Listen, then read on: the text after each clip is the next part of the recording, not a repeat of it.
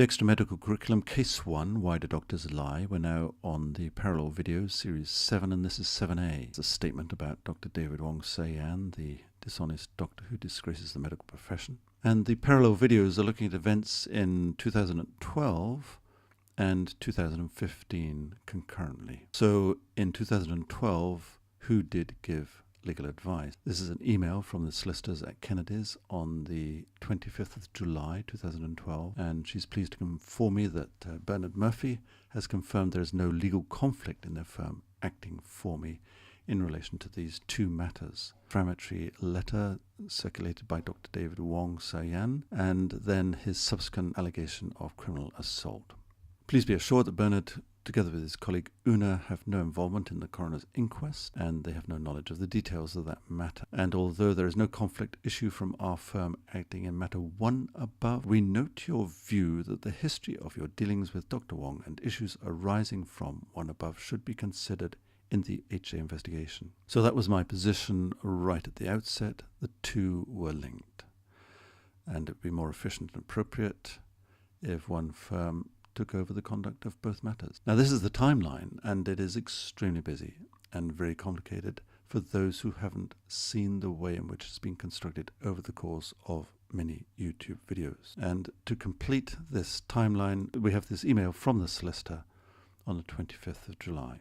I'm replying to a close associate on the same day, or mentioning to them that Bernard's a nice guy. He's an old Aberdeen graduate, a good friend of Ming Teo. He's got the Aberdeen can-do spirit, which gives me some encouragement. I also had some feedback to share with one of my team, mentioning that eventually Paul had spoken with them, and he'd ended with the question: if a member of your family needed surgery, would you be happy for Dr. David Wong Sau-yan to operate on them? And this team member said no. Another team member said, no, now this is hearsay, but X and Y do exist.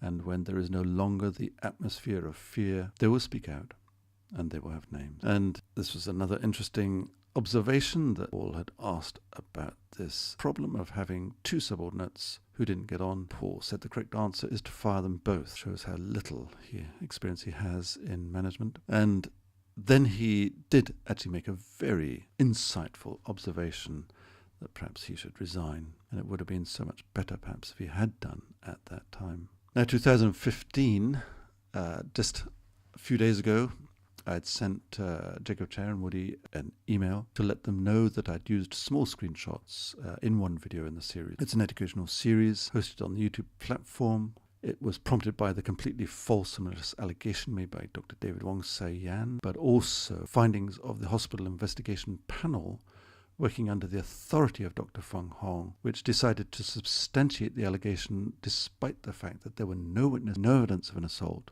and an overwhelming evidence that the allegation was false. In the course of examining this grave miscarriage of justice, the incontrovertible evidence has emerged that Dr. David Wong Sau-yan has an established practice of deception. And I had created a playlist that included the screenshots to JSM as an introduction through the case of Eric Chan, PK Lam, and the imaginary confidential information.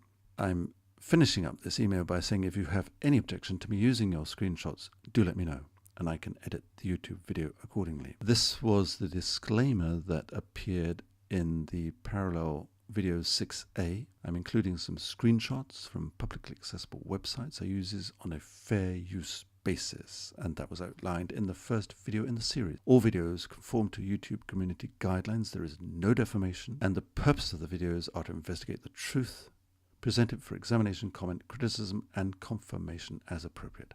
If any individual or company does feel legitimately concerned about the use of screenshots, I'll be very happy to remove and replace. If possible, I shall indicate the reason given for the removal.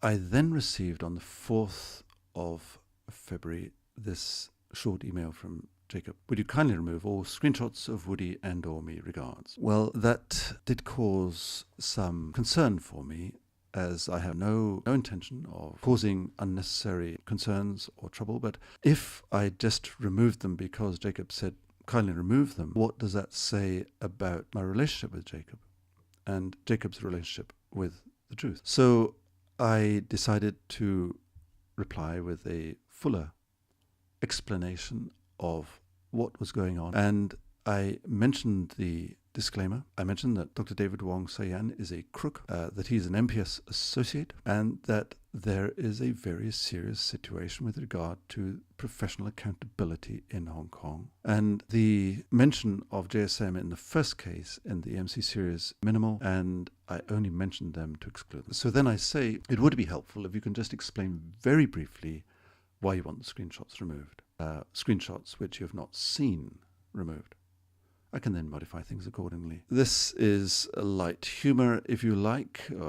I've constructed an alternative filler that makes you look like an international man of mystery. This, I think, is appropriate under the circumstance, and I'm just waiting to see Jacob's response. Continuing then with the talk in Beijing before Christmas about the current status of plastic surgery in Hong Kong, I had outlined that Hong Kong is going through this tremendous identity crisis. It's now 17 years into a new life, an adolescent identity crisis, and has all the features of adolescent identity crises. And what is happening in plastic surgery, I think, is a good illustration of this situation, that if we continue as we are, maintain the status quo, then there is great danger. But if we take the opportunities that have been presented and change from the status quo, there is a great future for plastic surgery. There is a great future for Hong Kong.